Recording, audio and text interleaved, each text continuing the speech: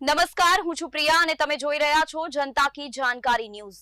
નજર કરીએ આજના સમાચાર। સુરતીઓના માનીતા પોકની ગુણવત્તા ચકાસવા તપાસ શરૂ કરવામાં આવી।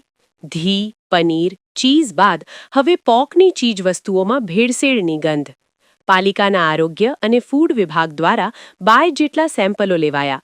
શહેરની 10 જેટલી સંસ્થાઓમાંથી લેવાયેલા સેમ્પલ લેબ ખાતે મોકલાયા। રિપોર્ટ આવ્યા બાદ થશે કાર્યવાહી। હાલ ઠંડીની સિઝનમાં પોકની ચીજવસ્તુઓનું ધૂમ વેચાણ થઈ રહ્યું છે। સ્થળ પર હાઇજેનિક રાખવા, સ્વચ્છતા રાખવી ઉપરાંત બનાવતી વખતે હાથમાં ગ્લોવ્સનો ઉપયોગ કરવા સૂચના અપાઈ।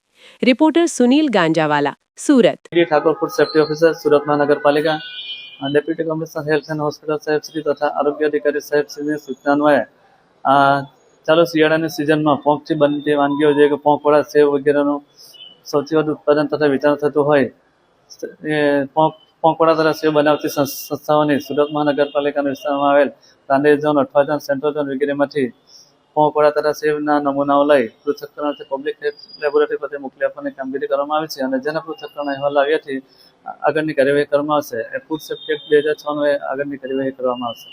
સર, કેટલા નમૂના લેવામાં આવે છે અને કઈ રીતે કેટલા સમય બાદ રિપોર્ટ આવે છે?